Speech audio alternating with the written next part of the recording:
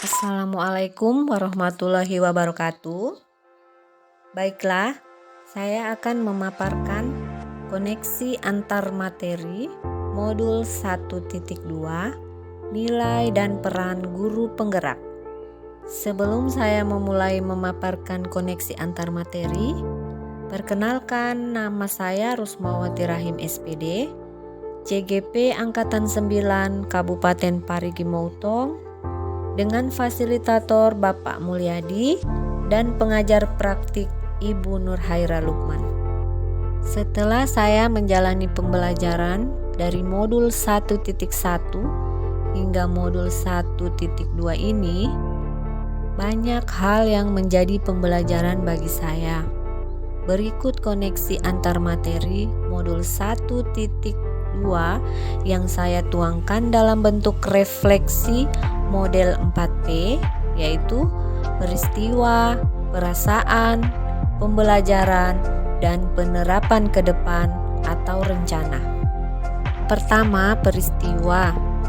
Momen yang paling menantang atau mencerahkan bagi saya dalam proses pembelajaran modul 1.1 hingga modul 1.2 adalah di modul 1.1. Saya banyak belajar tentang dasar-dasar pendidikan yang menuntun yang dicetuskan oleh Ki Hajar Dewantara. Di modul tersebut dijelaskan tentang tujuan pendidikan, kodrat keadaan, asas trikon, sistem Among, budi pekerti, dan lain-lain. Di modul 1.1, saya tercerahkan bahwa anak bukan seperti tabula rasa. Namun, sejak lahir anak sudah membawa kodratnya masing-masing, ibaratnya kertas, setiap anak sudah memiliki garis-garis samar. Tugas pendidik adalah menebalkan dan memperjelas garis-garis tersebut agar semakin jelas. Saat proses menebalkan dan memperjelas garis, pendidik harus mengutamakan proses menuntun agar proses pendidikan bisa berjalan optimal. Dengan kata lain, pendidik adalah upaya untuk memaksimalkan potensi yang dimiliki siswa. Tentunya setiap siswa memiliki potensi yang beragam. Modul 1.2 saya belajar mengenai nilai dan peran guru penggerak.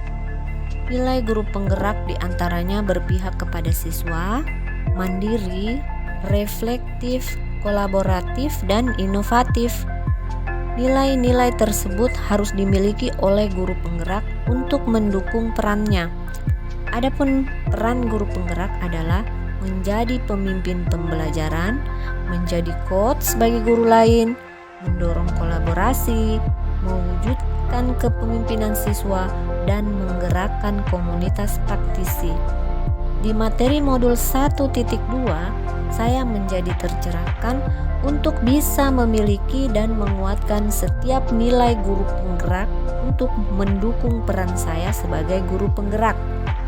Kaitan antara modul 1.1 dan 1.2 yang saya pahami adalah dua modul tersebut saling mendukung karena dua-duanya pada akhirnya memberi pemahaman untuk mewujudkan pembelajaran yang berpihak kepada siswa. Modul 1.1 memberi pemahaman secara global tentang dasar dan tujuan pendidikan, yakni tentang proses menuntun kodrat anak agar menjadi manusia yang mencapai keselamatan dan kebahagiaan setinggi-tingginya. Setelah itu, di modul 1.2 dijelaskan tentang nilai dan peran guru penggerak untuk mewujudkan ekosistem pendidikan yang berpihak kepada siswa. Kedua, yaitu perasaan. Saat momen itu terjadi, saya merasa seperti ditampar keras dan juga bagaikan mendapat cahaya setelah berjalan di sebuah ruangan remang-remang. Materi di modul 1.1 dan 1.2 membuka kesadaran saya tentang pendidikan yang berpihak kepada siswa.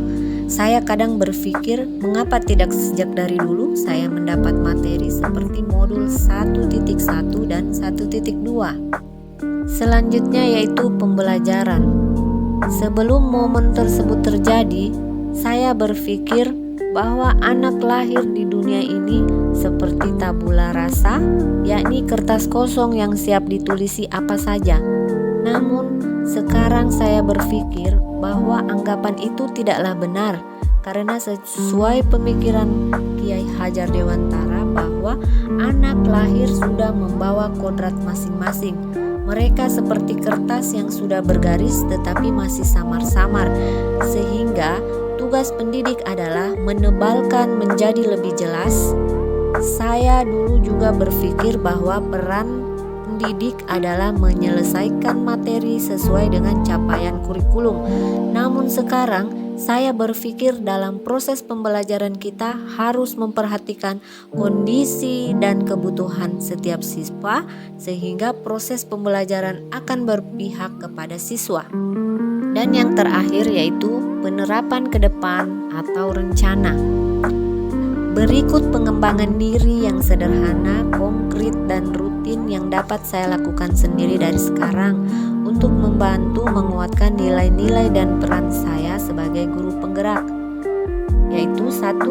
Terus belajar untuk mendukung kualitas pembelajaran, baik secara otodidak maupun dengan pelatihan. 2. Menerapkan pembelajaran yang berpihak kepada siswa, misalnya dengan penerapan model pembelajaran interaktif. Yang ketiga, berkolaborasi dengan pihak lain untuk mendukung terciptanya proses pembelajaran yang berkualitas. Yang keempat, selalu melakukan refleksi pembelajaran untuk bahan perbaikan terhadap pelaksanaan pembelajaran selanjutnya. Kemudian yang kelima, selalu mencari ide-ide baru untuk menciptakan pembelajaran yang aktif dan menyenangkan.